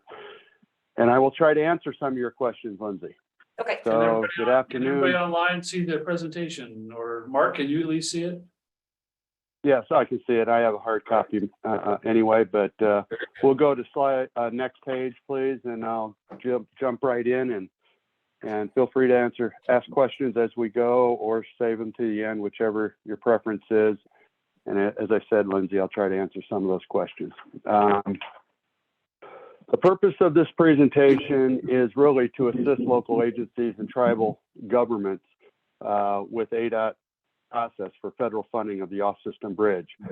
And this year, what's different with the off-system bridge program is we have two funding sources due to the Infrastructure Investment Jobs Act, IIJA, or Mr. Bill, however you'd like to call it. Again, there are two separate funding programs available for use on off-system bridge. In this presentation, I'll address those two funding sources a little bit. Then we will cover the amounts that are allowed and programmed, and then program eligibility and the call for projects application process that went out back on October 3rd. Many of you are familiar with the off-system bridge program. I just want to make a quick note that the previous off-system bridge program guidelines, we did make some updates, of course, to add the secondary funding and some adjustments due to IIJA, but a lot of the process is very similar to the previous program. Next slide. The funding programs, again, there's two funding programs. Some of you have heard presentations at Rural Summit or Roads and Streets. I'll just quickly brief you on the STBG funding, or what's also known as or referred to as the traditional program. Existing MAP 21 was updated under the IIJA, where they removed the $1 million cap. And the funding is still going to remain in the STBG traditional program, if you will, at the 3.9 million per fiscal year. And if you recall, we did do a call for FY23 off-system bridge with the STBG, but the way the timeline works out with this new call, we'll probably not be able to authorize funding till just at the beginning of the next state fiscal year. But again, this STBG program has a 94.3, 5.7 local match. That is not going to change from the traditional program. So the cap has been removed.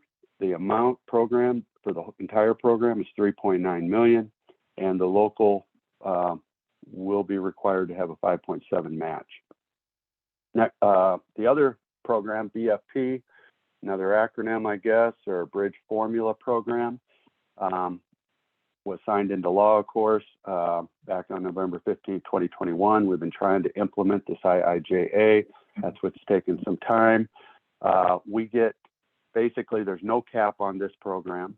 There's a total of 6.7 million per year set aside for the next 5 years. This actually started in 22, but it's taken ADOT a while to get the guidelines drafted and what the rules are and to roll it out. So we are in a bit of a hurry to get our first project selected with this program. And if we can get that before the end of the state fiscal year, great. If not, it is what it is. We would just want to get them selected as soon as possible, get these projects going. And it will be funded with 100% federal share, so no local match. Quite an opportunity. And next slide, please. Eligibility determination. I won't read all of this, but the purpose of the OSB program is to fund design and construction or replacement or rehabilitation of roadway bridges over waterways, other topographical barriers, other roadways, railroads, ferry landings, etc. Bridges that are not on the federal aid highway system. They must be functionally classified as a local road or a rural minor collector to qualify. What is a bridge?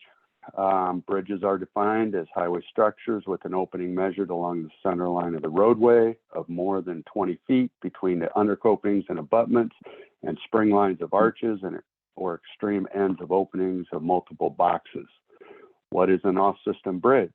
An off-system bridge is a bridge located on a public road, not on the federal aid highway system, and must be inventoried as a national bridge inventory structure in the NBI database and be owned by a local public agency or federally recognized tribe. Next slide, please. ADOT LPA bridge inventory. Some of you are familiar with this. We have a link here in the presentation. That is on the ADOT website under the bridge group. There are two lists there. One is off system, one is on system. When you're doing your research, I would recommend you check both out. We just found some structures that are owned by a county. They really are off system and they were mislabeled or on the wrong list, and that happens on occasion, and we want to make those corrections if that does occur. They did convert this list to an Excel spreadsheet, so you can download it, filter it, sort by your COG MPO or your agency. Most agencies are familiar with their bridge inventory or structures, as the inventories are done every 2 years, and our bridge group inventory section does send those out to the agencies. But one thing that's different is the inventory will list if it indicate if you're on system or off system, and it will also indicate if the condition is poor, fair, or good. This is the new terminology. In the past, we've dealt with functionally obsolete, structurally deficient, looking at a sufficiency rating to qualify. That has changed to only poor and fair will qualify, and the improvement needs to bring the structure up to good. That is for the BFP and for the STBG program. So kind of interesting to dig into this a little bit. A poor bridge is defined as having one or more main bridge elements of the deck, superstructure, substructure, or culvert with a condition rating of 4 or less, based on the rating criteria defined in the MBIS. So again, we're not using the sufficiency rating for the scoring criteria. It is looked at, it is considered, and so just wanted to point that out. A fair bridge is defined with having one or more of the main bridge elements of the deck, superstructure, substructure, or culvert with a condition rating of 5 or 6. Next slide, please. Functional classification, I mentioned this already. The structure needs to be off system, must be functionally classified as a minor collector or local road. You can read that as need be. There is a link on our LPA website to check out functional classification of roadways. And anyway, sometimes we have to do a little research there. If something is misclassified or on occasion, it's reclassified. Next slide, please. Eligible activities by program, STBG. This is very similar to what Audra presented at the Rural Summit. Under both the funding programs, the decision to rehabilitate versus replace should be based on a study of alternatives considering cost, safety, and service life, and level of service. Well, what really do we mean here? I almost want to define this as a 15% design level effort. We need to program projects that already have a good understanding of what's needed to be done here, to try to keep this within the 5-year period to complete these projects. But STBG is eligible for replacement, rehabilitation, or strengthening. So is the BFP. So they're very similar. Real property interest right away, funding for the STBG and BFP are similar in that regards as well. Where they're different is preservation and preventative maintenance. Under STBG, all of those types of work, regardless of condition, is eligible. But under BFP, those projects that are just looking for that preventative maintenance may not be eligible for the preventative maintenance. Has to be, again, poor or fair, and the improvement bringing the structure up to a good condition. The last thing under STBG is added replacement of low water crossing with bridge. Currently, the bridge committee does not have scoring criteria, so this currently is omitted. Again, this funding is for existing structures, and so low water crossings with a bridge. Again, there may be changes to this program next year as the committee gets that sorted out. So next slide, please. Eligible activities for both programs. Reasonable touchdown points for bridge projects are recommended in order to keep total length of work to less than 1,200 feet, not to exceed 15% of the total project cost. So again, on those approaches, again, this program is not intended to be improving the approach roadways that they try to keep to a minimum. And again, is the last bullet there, and there always can be an exception to the use of the program funds, but that's if the FHWA representatives concur with the type of work that's being proposed, and that would be a case-by-case scenario to evaluate. Next slide. Call for projects. Call for projects went out October 3rd to all the COG MPOs. Project selection is going to be competitive for both programs, and you can only apply for one program per application per project. So on the application, again, the application, we'll get into that a little bit more detail. I don't want to jump too far ahead, but it's very similar to the previous applications. But page one, first two boxes you'll check is STBG or BFP, which program you're applying for. You can only apply for one. The application must identify, again, the STBG or BFP, and the call for projects notice will be sent, turned into your COG MPO and then sent back to the ADOT LPA section, where we will screen them and then hand them over to the bridge committee. One thing the COG MPO would want to do if they get multiple applications is prioritize them to help start that scoring and competitive process. Next slide, please. Types of applications. All applications will require a cost estimate. Cost estimate should include the year of expenditure and show a fully funded project, including all local funding amounts. This includes the ADOT PDA administration costs. Again, the three types of work is the scoping preliminary engineering is only allowed with the STBG funding. And again, if you're applying for that, you must have a plan to move forward with design and construction. And you'd have to apply again for on a future call for project or next year's call for project. The design and construction type of work application can be submitted for that. We will require a 15% level design and have a scoping document that includes a detailed description of work and prioritization, preliminary schedule, and a detailed cost estimate at that level. Again, many of you are familiar with the off-system bridge program. We don't want to invest a lot of time or any time really to move forward with a project and then find out the cost doubled and how we're going to fund it.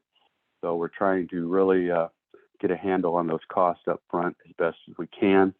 And so that is sort of what is referred to as, instead of the 100% on the BFP or the pro rata local match, the skin in the game is do the homework up front, and that's kind of been the drum I've been beating for the last few months. Construction, yes, you can apply just for construction if you've done your design yourselves.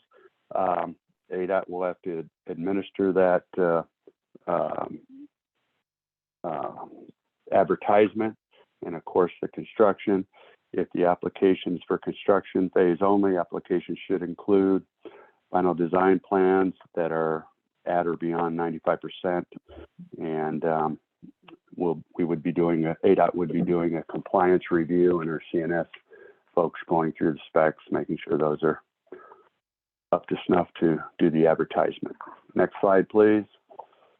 The apple or the orange, choosing the project selection. Selection committee consists of bridge engineers, ADOT Bridge Group, preservation, geotechnical services, and others as appropriate. We may have a DE involved on occasion. The ADOT Bridge Group performs an initial review of the application, the bridge data.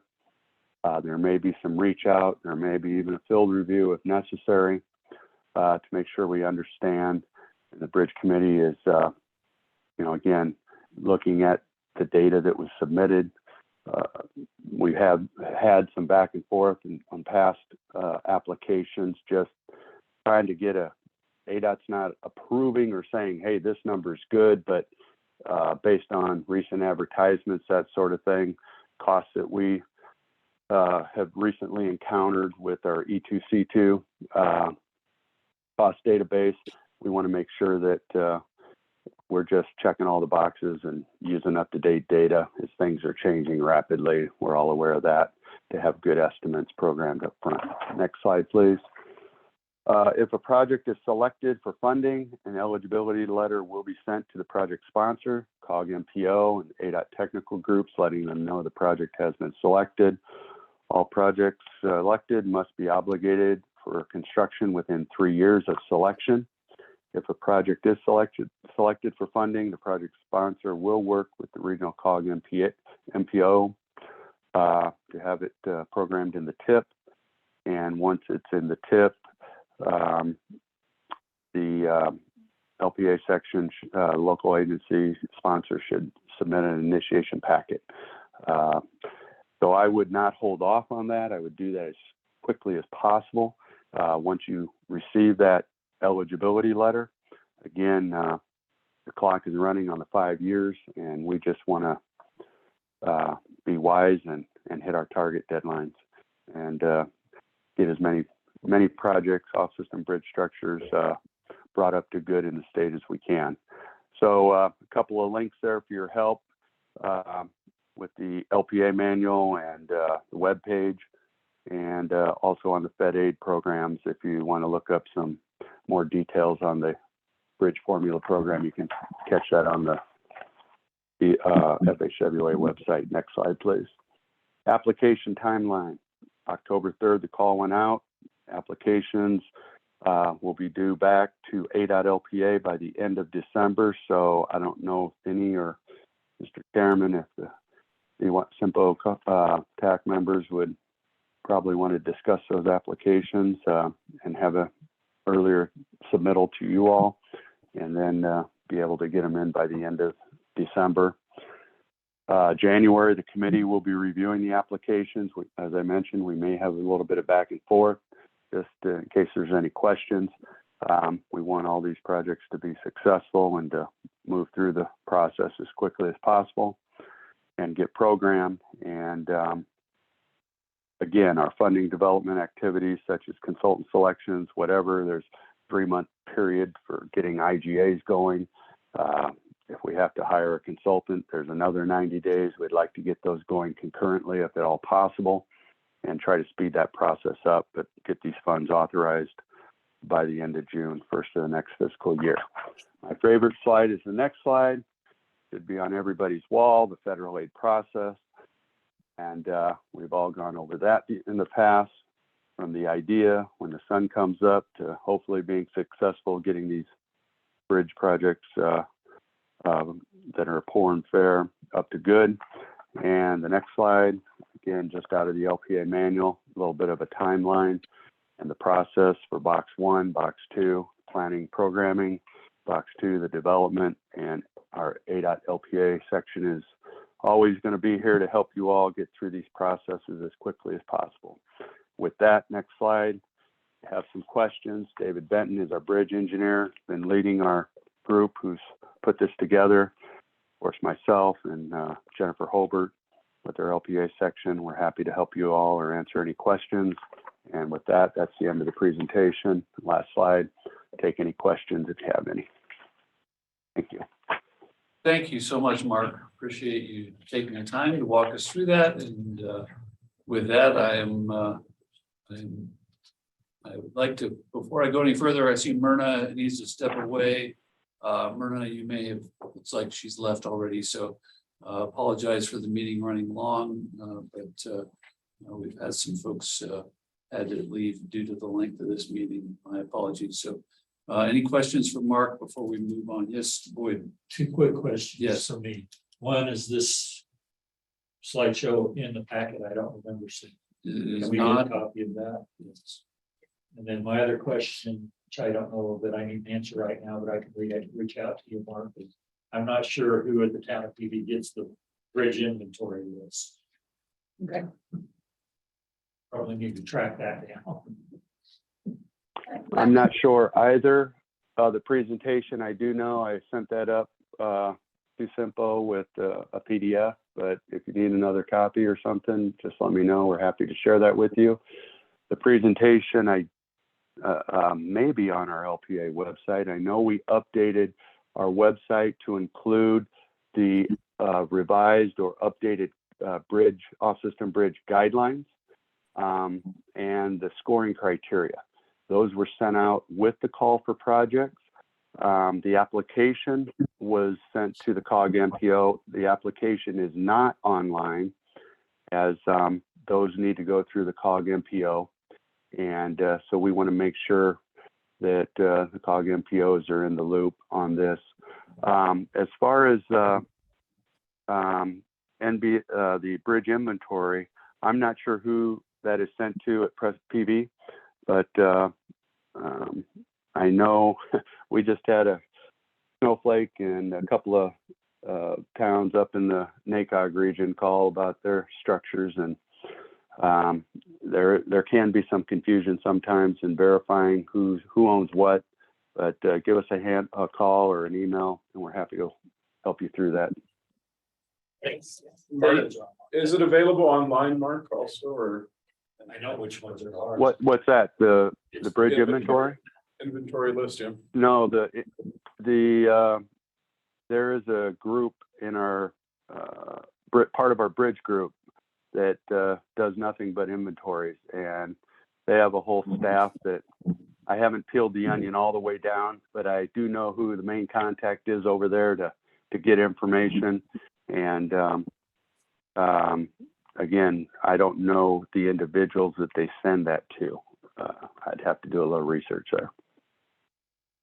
But the list of off-system bridge structures is on the ADOT bridge site. And again, there's two lists: on-system, off-system. Check both. Thank you, Mark. Any further internal comments? I see Jennifer has her hand raised. We'll go to her unless someone internally here has comments. It looks like not. So Jennifer, the floor is yours.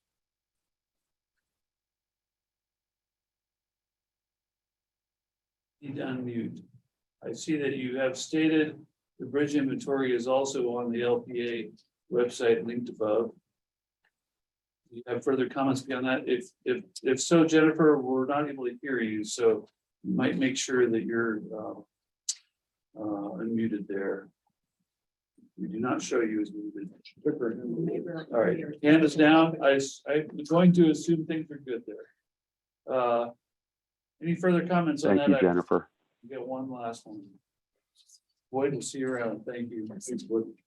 Last item 17. It should go quickly. Mark, you get the floor back for your LPA update. I just appreciate, I have no updates today, Mr. Chairman.